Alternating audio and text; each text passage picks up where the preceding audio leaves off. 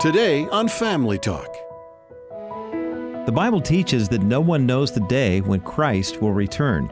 In the meantime, Jesus warned that there will be great strife and tribulation in this fallen world. So how can we be hopeful even in these circumstances? Welcome everyone to Family Talk, the radio ministry of the James Dobson Family Institute.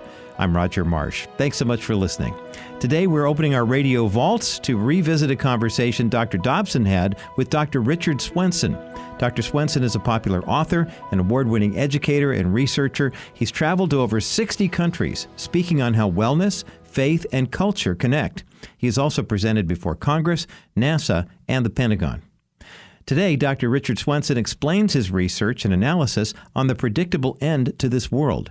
He'll also touch on the influence of sin in our fallen world as well. Now, Dr. Dobson, Dr. Swenson will be covering a lot of ground today, so let's get started. Here now is Dr. Richard Swenson's opening comments on this edition of Family Talk. Well, it's a joy and privilege to be in the studio. We're going to talk about a fairly sobering topic, but God is great, and He is sovereign, and we stand on a foundation that's unmovable and unshakable, so let's discuss it. I have a very good physician friend here in town named Dr. Wayne Gage, and he sent me a tape of an interview with you on this subject, which was fairly short, and it just whetted my appetite. And I said, we've got to get that man here. And we have this book now that I strongly recommend to our listeners. First of all, tell us what a futurist is. Well, a futurist is somebody who looks back maybe 10, 15 years, looks forward maybe 10, 15 years, and is able to integrate not only longitudinally all of the things that you see in that sweep of history, but also horizontally across the stage of the world today. So you have to do a lot of work of integration if you want to have accuracy as a futurist. Predicting the future is a difficult proposition. Sure. How can anyone say with any kind of confidence what's coming? We can't even know what happens tomorrow. There's a lot of futurists who've been rung up the day after the world was supposed to end and asked what they want for breakfast. And, that's obviously a humbling thing. So, but it also is a very fascinating time to be a futurist. So much is happening on the world stage, more than ever before. We live in a special moment in history. It's a privileged time, I think, for the church in many regards. God's given us incredible ministry opportunities that shouldn't be denied or neglected, and to understand where the world is going so we can anticipate it and meet it there and be positioned to confront the issues that are in front of us is a real privilege as well as a challenge. Do you really believe that we're approaching the end of the age? I do. I don't put a date to that. It might be next week. It might be this afternoon. It might be 100 years out. When we look at the trends that are explained here and the way that these trends are linked and the radical dynamic of exponential change, the way that power and money and technology and information and communications are increasing so rapidly, it would be amazing to me if we would be able to escape the consequences of this more than 100 years. But more than setting a date or specifics along that, what I'm emphasizing is a process. It's a process. It's out there. It's on the world stage. It is very powerful. It seems to be irreversible. It's compelling. It's binding. And we have to understand it and then confront it and figure out what it means for the church, for our individual personal lives, and so on. Now, I'm no theologian, but I find that in Scripture. I mean, it would appear to me that the Bible itself teaches that we are not going to be here forever, that we are hurtling toward oblivion.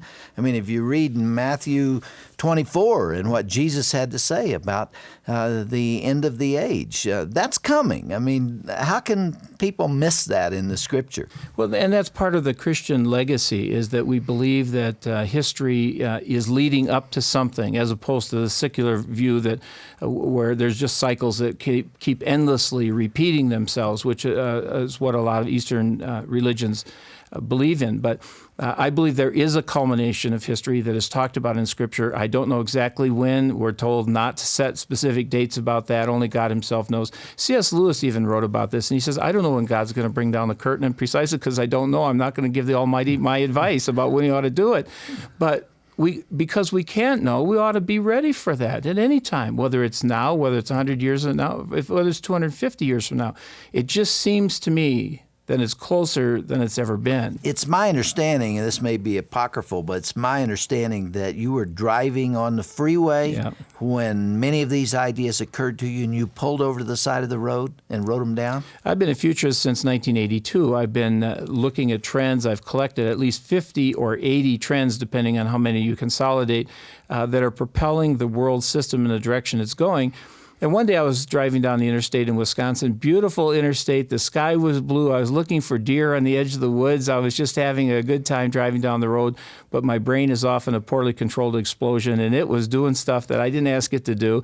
It was sequencing some of these trends. And all of a sudden, when the light went on, I had to put the brakes on. I had to pull to the side of the road. I had to open my glove box and get a piece of paper out and write as fast as I could, because I said, I don't want this to disappear in some kind of a poof before I can get it recorded. If this trend is true, and this trend is true, and this trend is true, and this, and this, and this, and they're linked in the way that they appeared to be linked, this has very serious consequences for the world system. That happened 4 or 5 years before the book came out, because I wanted to sort of sit on it for a while and see if I really still felt that it was compelling and binding and true. Everything that I see developing across the world stage now convinces me this is exactly and precisely true. Well, let's go for it. What are some of the forces that could create havoc here on Earth? None of these are particularly novel or dramatic or controversial, I think, in and of themselves. But when we link them together, I think people will see the drama emerge there. The first one is what I call perfusion. Perfusion is the generalized phenomenon of more. If I had to assign one word that described modern living, it would perhaps be the word more. Where does more come from? I mean, everybody wants more. They want more and more of everything faster and faster. All the countries in the world want more. Every individual in America wants more. This is our definition of happiness, more than I have now. It's a wrong definition of happiness, but progress has given us that. And progress works by differentiation. For example, if you ask progress to cut down a tree and differentiate the tree to make baseball bats and fruit bowls and tables out of the tree. If you ask progress to differentiate the tablecloth, it would make hankies and shirts and socks and hats. And that's precisely how progress works, by differentiation and then proliferation to whatever the market will bear. As a result of that, we always have more. Progress goes just in that direction, always in the direction of more. It can't give us less and less of everything slower and slower. That's called regress, not progress, and nobody wants that. So you see a very powerful trend, more and more, faster and faster. It is what I call the phenomenon of profusion. How does having more threaten the future of humanity? It doesn't. Yeah, it doesn't. But we'll get there. Okay, profusion is, if people agree that this phenomenon of profusion is real, then we'll go on to the next step. Yes. The next step is irreversibility.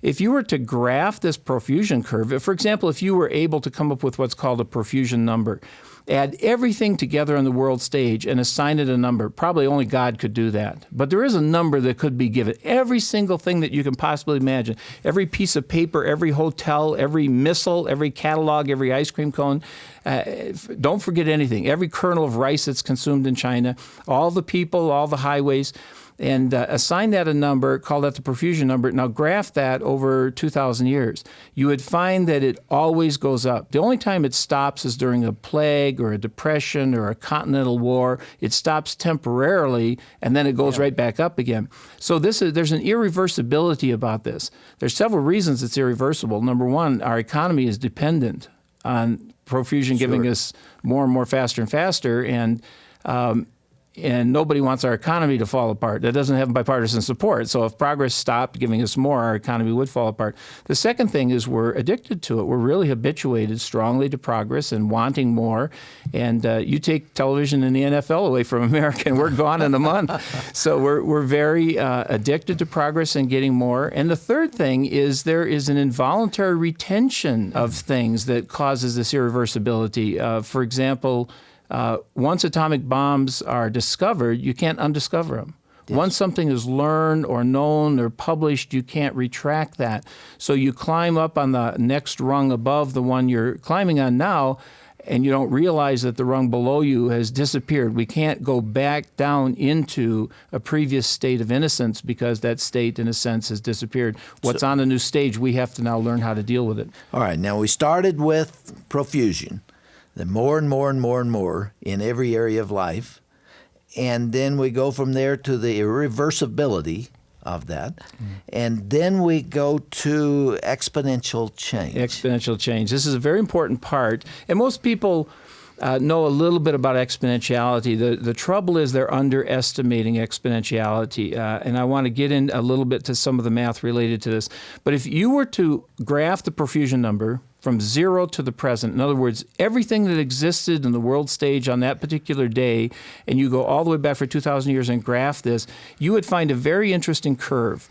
The curve would remain flat all the way up to about 1950 or 1975, and then it'd take a right angle turn and go straight up, fast as the speed of light, fast as a rocket blast.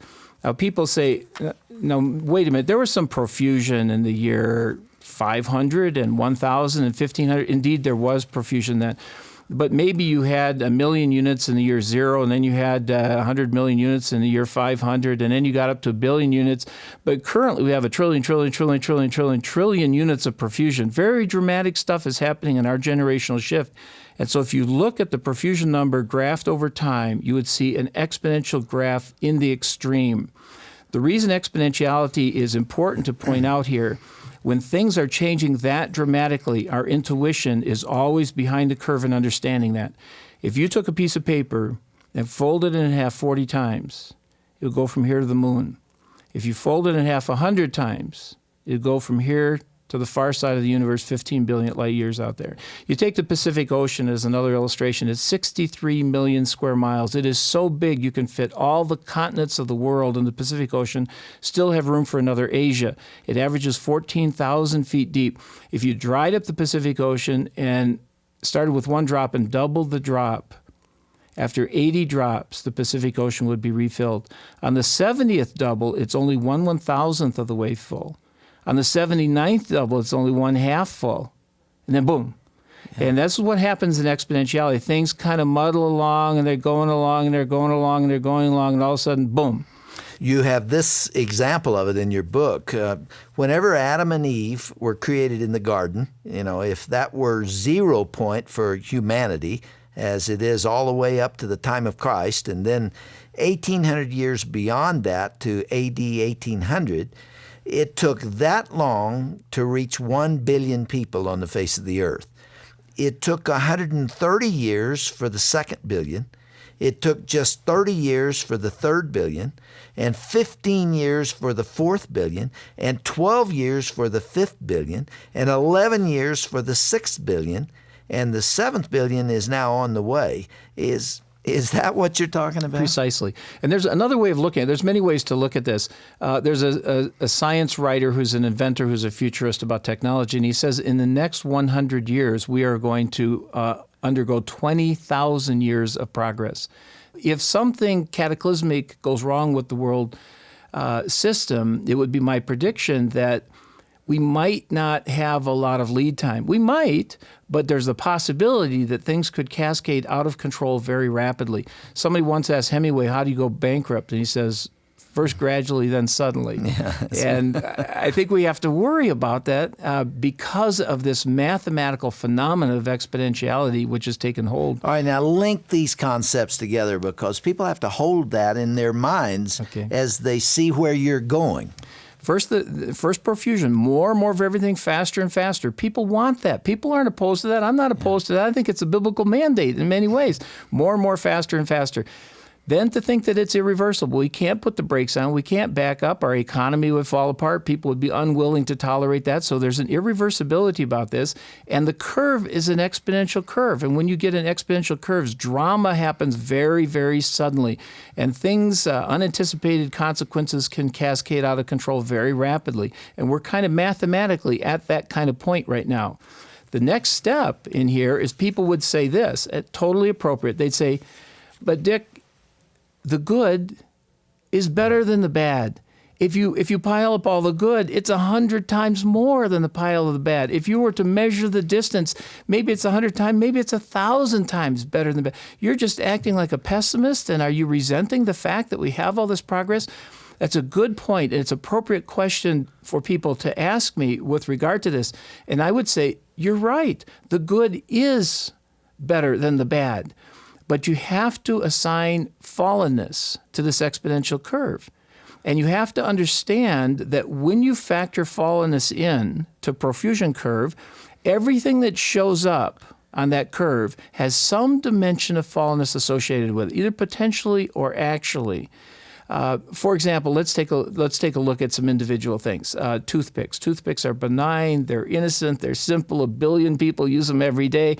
But you know what? There's a fallenness defect applied to toothpicks. Sometimes people are using them to do what toothpicks do, and they seed their bloodstream with some bacteria, and the bacteria goes to their heart valves, and they get endocarditis, and they get sick. Some people swallow toothpicks. There's a whole medical article about the problems with swallowed toothpicks, and they perforate the intestine, and people get peritonitis. I saw somebody in the emergency once. They were walking barefoot in their house, and they hit a toothpick in the rug, and it buried itself totally in their foot, and I had to go in there and search and pull the toothpick out. So a toothpick isn't completely innocent. Look at penicillin. Penicillin is a wonderful thing. It's saved tens of thousands, hundreds of thousands of lives. But there's also adverse reactions to penicillin, lots of adverse reactions. Some people, even with anaphylactic reactions, will even die related to that. And there's some bacteria develop resistance related to that. So that's the fallenness defect related to penicillin. And fallenness refers to the sinful nature of the world coming from Adam and Eve's sin, and that it affects everything. Second law of thermodynamics that says everything is moving downward. There you go. And you know, it's probably the only Christian doctrine that I'm applying actually in this book, which otherwise is just trends-based research. But G.K. Chesterton says fallenness is the one Christian doctrine that's empirically provable. You don't have to be a spiritually minded person to recognize there's a flaw out there in the world system, and things go wrong, and things go wrong all the time. So to account for that, you can call it the flaw if you want to. We would call it fallenness. This is not a perfect world. A perfect world will be coming when God comes to set everything right, and I can't wait for that. But meantime, we have to deal with these flaws that are maddeningly persistent in our lives. A car drives down the road and a tire blows, and 3 people hit a telephone post and are killed. And there was no malice there. There was no mischief. There was no evil except a natural evil that has to do with fallenness. All right, now let's link that together with the other 3. So you have this exponential curve, more and more, faster and faster, very dramatic in terms of the math involved, but you have to factor a certain percentage of that is given to fallenness. And now we're back to where people will say, yes, but Dick, still the good is going faster than the bad. If you were to break this great big exponential curve into 2 curves, 2 subcurves, the curve of all the good and then the curve of the fallenness, the curve of the implications of the bad, the curve of the good would be 100 times or 1,000 times greater. That's precisely correct, but it should not lull us into too much complacency, because if the bad is bad enough, there has to be a separate accounting between the bad and the good. If the bad is bad enough, it will doom the entire system no matter how good the good is. This is a standard trick that people fall into, particularly futurists or other people looking toward the future, that an accounting error that they will make is to say, well, if the good is better than the bad, you subtract the bad from the good. If we have a positive net, then we're okay, and we can go in that direction. If the bad is bad enough, it'll doom the entire system. For example, you go to your mailbox and you have 10 pieces of mail there. And the first 9 pieces of mail are great. One says your book was published, was accepted by a great publisher. Another says you won the Publishers Clearinghouse sweepstakes for $10 million. Another one says your child was accepted with a full ride scholarship to prestigious university. And you go on and on. 9 pieces of wonderful mail. The last piece of mail comes from the public health department. It says you're HIV positive from an inadvertent needle stick. Now, the good outnumbered the bad 9-1. Does that mean you're better off? Not exactly. If people can see where I'm going with this, you have to account the bad independently and negatively. So with exponential change comes the potential for more fallenness, even though it's a smaller percentage. Precisely. But it still has the potential of destroying everything else. Both of these curves are growing very rapidly, and people look at that progress. I mean, progress has put on a tremendous parade that's dazzled us all. We've got space shuttles and supercomputers and all kinds of things. We've got the healthcare system and the educational system. We've got just some amazing things that progress has given us. We should be grateful for those things. And so we think we're insulated and protected. But meanwhile, in the shadows, fallenness is assembling its own parade, and we need to look very seriously about the implications related to that. Because fallenness will come out of the shadows when it has enough power, and it is increasing exponentially too. Slower than the positive is, but it is increasing. That second curve of all the bad, all the negative, all the fallenness is increasing exponentially too. And so we have to look at the implications related to that. There are many ways that this could exact a toll on the world system. Weapons of mass destruction, there's the new things, the robotics and the nanotechnology and the genomics, and there's lots of issues that could be brought up. It's predicted we'll have infinite energy by the year 2050 through nuclear fusion. What is fallenness going to do with infinite energy? Think seriously about some of these issues. What people fail to do is they fail to take it far enough out. Take it far enough out, be sure to factor in all the technology, all the exponentiality, and all the fallenness. And sooner or later, you see that smaller numbers of people, smaller and smaller numbers of people have more and more ability to exact damage on the world system. And so it used to be it's just the United States and Russia, but now there's a lot of rogue nations, there's a lot of terrorist organizations, there's a lot of even the Unabomber kind of people who before only had pipe bombs. What happens when they have antimatter at their disposal? If you just take a raisin has enough, in its mass converted to energy, has enough energy to provide all the electrical needs of New York City for one day, a raisin. Now, if we can get antimatter the size of that, what would fallenness do with that? And that's basically my question. I'm not trying to depress people. I'm just trying to alert people. Science is going very fast right now, and I'm not sure we have the wisdom to figure out how to direct this or slow it down or control it when we need to. You know, there are times when the short length of this program is a real problem, and this is one of them, because I really want to carry this on tomorrow. How in the world we're going to summarize what you just said so that those who don't hear the program tomorrow will understand where we are and still leave time to take it on through, I'm not sure. But this is a fascinating subject. It does link to our faith. Despair is not the answer. Right. The Bible does not call us to despair. Despair is a sin, and yet you're talking about potentially catastrophic things that can happen to us, and we've got to harmonize those two, and we're out of time, so we're going to have to do it next time. But in the meantime, this book, Hurtling Toward Oblivion, I think spells out very, very clearly what it is you're talking about. The bottom line, give me one sentence to explain here halfway through our discussion what you're trying to say to people. Perhaps simply stated, each of the following factors are increasing exponentially without any proportional decrease in fallenness. The power of weaponry, of technology, of communications, of information, of mobility, of money, of speed, of population. They're all increasing exponentially without any commensurate diminution of the fallenness problem. And any one of those could wreak havoc. All of those together could. Convergence is a major theme, a sub-theme of progress today. All things happening and coming together at the same time, and it's all exponential. Their convergences are simultaneous and exponential. God is up to something on our generational shift. And this isn't necessarily bad news. It's worrisome in a certain level, but you're right. Despair is not appropriate. God is God. God is sovereign. God is powerful. He is informed. He is involved. He's a genius. And so it turns out the only hope that we have is the only hope that we've ever had, and that's God Almighty Himself. Hope, right. We'll pick it up next time. Thank you.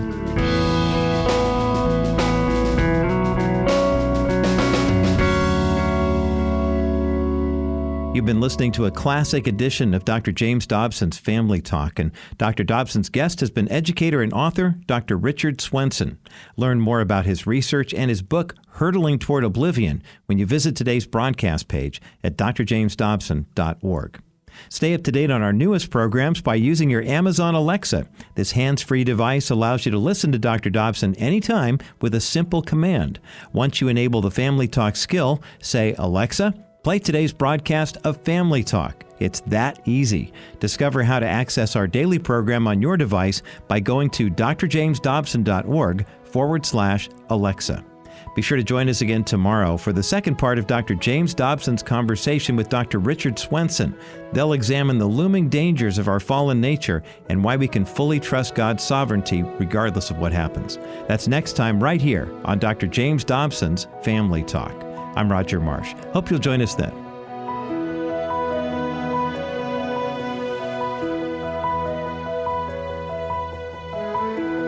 This has been a presentation of the Dr. James Dobson Family Institute.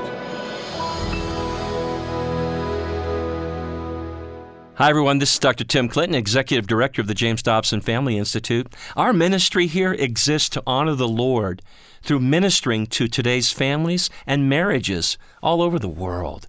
We couldn't accomplish that, however, without your support. And as the JDFI, the James Dobson Family Institute, continues to grow, we need your help. Visit us, will you do that, at drjamesdobson.org, or call us toll-free at 877-732-6825. Stand with us and fight for righteousness and culture.